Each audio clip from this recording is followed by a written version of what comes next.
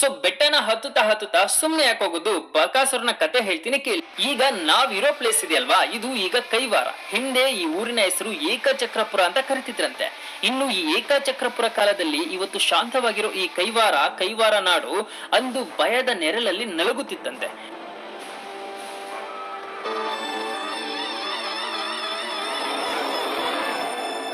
ಏಕೆಂದ್ರೆ ಬಕಾಸುರ ಎಂಬ ಮಹಾಬಲಿಷ್ಠ ರಾಕ್ಷಸ ಈ ಪ್ರದೇಶದಲ್ಲಿ ವಾಸ ಮಾಡ್ತಿದ್ದಂತೆ.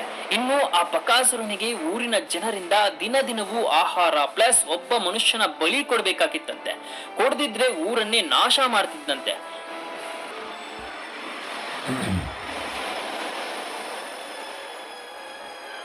ಇನ್ನು ಈ ರಾಕ್ಷಸನ ಭಯ ಎಷ್ಟಿತ್ತು ಅಂತಂದ್ರೆ ಇಲ್ಲಿನ ಜನರು ದೇವರ ಹೆಸರನ್ನ ಉಚ್ಚರಿಸಲು ಹೆದರ್ತಿದ್ರಂತೆ.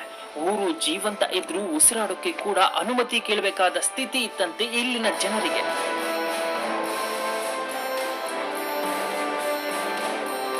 ಇಂತಹ ಪರಿಸ್ಥಿತಿಯಲ್ಲಿ ಇದ್ದ ಈ ಊರಿನ ಜನರಿಗೆ ಒಂದು ಒಳ್ಳೆ ಕಾಲ ಬರುತ್ತೆ ನೋಡಿ.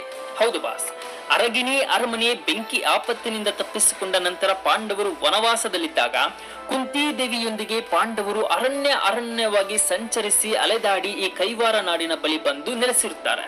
ಇನ್ನು ಪಾಂಡವರು ಈ ಊರಿನ ಜನರ ದುಸ್ಥಿತಿ, ಅಳಲು, ಭಯ ಎಲ್ಲವನ್ನು ನೋಡ್ತಾರೆ. ಇನ್ನು ಅದೇ ಸಮಯದಲ್ಲಿ ಆ ದಿನ ಬಕಾಸುರನಿಗೆ ಒಬ್ಬ ಬ್ರಾಹ್ಮಣನ ಕುಟುಂಬವನ್ನು ಬಲಿಗೆ ಕಳುಹಿಸುವ ದಿನ ಆಗಿತ್ತಂತೆ.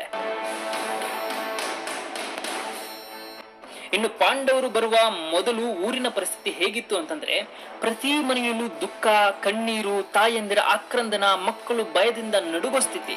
ಇವತ್ತು ಯಾರ ಮನೆ ಪಾಲು ಅನ್ನೋ ಪ್ರಶ್ನೆಯೇ ಜೀವನವಾಗ್ಬಿಟ್ಟಿತ್ತು. ಇದು ಈ ಊರಿನ ಪರಿಸ್ಥಿತಿಯಾಗಿತ್ತು. ಇನ್ನು ಪಾಂಡವರು ಬಂದು ನೆಲೆಸಿದ ಈ ಸಮಯ ಒಬ್ಬ ವೃದ್ಧೆ ಅಳ್ತಾ ಇದ್ಲಂತೆ. ಆಗ ಕುಂತಿದೇವಿ ಏನಕ್ಕೆ ತಾಯಿ ಅಳ್ತಿರೋದು ಎಂದು ಪ್ರಶ್ನೆ ಮಾಡಿ ಊರಿನ ವಿಚಾರವೆಲ್ಲ ತಿಳಿದುಕೊಂಡ್ರಂತೆ. ಆಗ ಕುಂತಿದೇವಿ ಆ ವೃದ್ಧೆಯ ಆಕ್ರಂದನವನ್ನು ಕೇಳಿ, ಊರಿನ ಕಷ್ಟಗಳನ್ನು ಕೇಳಿ ವೃದ್ಧೆಗೆ ಧೈರ್ಯವನ್ನು ಹೇಳಿದ್ಲಂತೆ. ನೀನು ಚಿಂತಿಸಬೇಡ, ನಿನ್ನ ಮಗನ ಜಾಗದಲ್ಲಿ ನನ್ನ ಮಗನನ್ನ ಕಳಿಸಿಕೊಡ್ತೀನಿ ಎಂದು ಹೇಳಿದ್ಲಂತೆ. ಸೊ ಅವಳ ಮಗನ ಜಾಗದಲ್ಲಿ ಭೀಮನನ್ನು ಕಳಿಸಲು ತೀರ್ಮಾನ ಮಾಡುತ್ತಾಳೆ ಕುಂತಿದೇವಿ.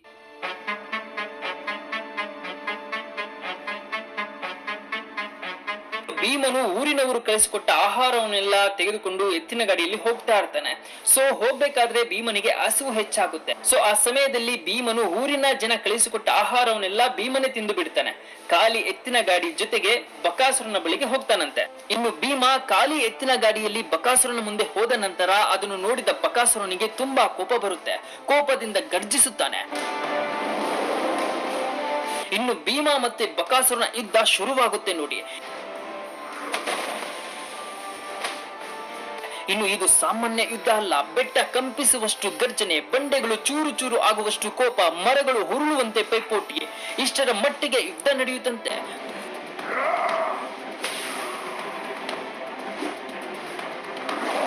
ಕೊನೆಗೆ ಭೀಮನ ಗದೆಯಿಂದ ಬಕಾಸುರನನ್ನು ಸಾಯಿಸುತ್ತಾನೆ.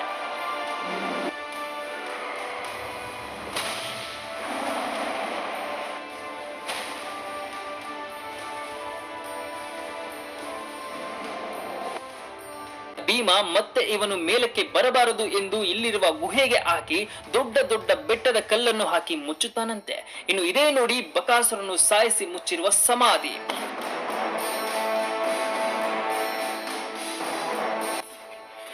ಸೊ ಬಕಾಸುರನ ಸಮಾಧಿ ಇರುವ ಪ್ಲೇಸ್ ಮತ್ತೆ ಭೀಮನ ಹೆಜ್ಜೆಯ ಗುರುತುಗಳು ಇನ್ನೂ ಈ ಸ್ಥಳದಲ್ಲಿ ಇರೋದನ್ನ ನಾವು ನೋಡಿ ತಿಳಿಯಬಹುದು. ಇದು ಬಕಾಸುರ ಭೀಮ ಕಾದಾಡಿ ಹೊಡೆದಾಡಿದ ಜಾಗ ಎಂದು. ಇನ್ನು ಈ ಜಾಗದಲ್ಲಿ ಬಕಾಸುರ ಸಾಯುವ ಸಮಯದಲ್ಲಿ ಭೀಮನನ್ನು ಬಕಾಸುರ ಕೇಳ್ತಾನಂತೆ, ಮತ್ತೆ ನಾನು ಈ ಜಾಗದಿಂದ ಯಾವಾಗ ಎದ್ದು ಬರಲಿ ಭೀಮ ಎಂದು. ಆಗ ಭೀಮ ಹೇಳಿದ್ನಂತೆ, ಈ ಜಗತ್ತಲ್ಲಿ ಭೀಮ ಅನ್ನುವ ಹೆಸರು ಯಾವಾಗ ನಿಲ್ಲುತ್ತೆ ನೋಡು, ಆಗ ನೀನು ಎದ್ದು ಬಾ ಎಂದು ಹೇಳಿದ್ನಂತೆ. ಇನ್ನು ಅದಕ್ಕೆ ಭೀಮ ಕೇಳಿದ್ನಂತೆ, ನೀನು ಬದುಕಿದ್ದೀಯಾ ಅಂತ ಹೇಗೆ ಗೊತ್ತಾಗುತ್ತೆ ಅಂತ. ಆಗ ಬಕಾಸುರ ಹೇಳ್ತಾನಂತೆ, ನಾನು ವರ್ಷ ನನ್ನ ರಕ್ತ ಕೀವು ದ್ರವ ರೂಪದಲ್ಲಿ ಹೊರಗೆ ಚೆಲ್ಲುತ್ತೇನೆ ಎಂದು ಹೇಳಿದ್ನಂತೆ. ಇನ್ನು ಭೀಮ ಇದನ್ನು ಕೇಳಿ ಅವನಿಗೆ ಶಾಪ ಇಟ್ಟಂತೆ, ನೀನು ಮಾಡಿದ ಅಕ್ರಮದ ಫಲವಾಗಿ ಈ ಊರು ಮುಂದೆ ಶಾಂತಿಯಾಗಿ ನೆಲೆಯಾಗಲಿ, ಆದರೆ ನಿನ್ನ ಹೆಸರು ಮಾತ್ರ ಜನರ ನೆನಪಿನಲ್ಲಿ ಎಚ್ಚರಿಕೆಯಾಗಿ ಉಳಿಯಲಿ ಎಂದು ಹೇಳಿದ್ನಂತೆ. ಅದರರ್ಥ ಊರಿಗೆ ಮತ್ತೆ ರಾಕ್ಷಸನ ಭಯ ಬರಬಾರದು, ಆದರೆ ಧರ್ಮ ಗೆದ್ದ ಕತೆ ಮರೆಯಬಾರದು ಎಂದು. ಇನ್ನು ಏಕ ಚಕ್ರಪುರಕ್ಕೆ ಶಾಂತಿ ಮರಳಿ ಬರುತ್ತದೆ. ದೇವಾಲಯಗಳಲ್ಲಿ ಪೂಜೆ ಶುರುವಾಗುತ್ತದೆ. ಜನರು ದೇವಿಯ ಶಕ್ತಿಯನ್ನು ಹೊಗಳಲು ಆರಂಭಿಸಿದರು. ಚಾಮುಂಡೇಶ್ವರಿ ತಾಯಿ ಈ ನೆಲದ ರಕ್ಷಕಿಯಾಗಿ ನೆಲೆ ನಿಂತಳು. ಈಗ ಗೊತ್ತಾಯ್ತಲ್ವಾ ಬಾಸ್, ಭೀಮ ಬಕಾಸುರನ ಬೆಟ್ಟದಲ್ಲಿ ಏನಿತ್ತು ಏನಿಲ್ಲ, ಇದರ ಕತೆ ಏನು ಅಂತ.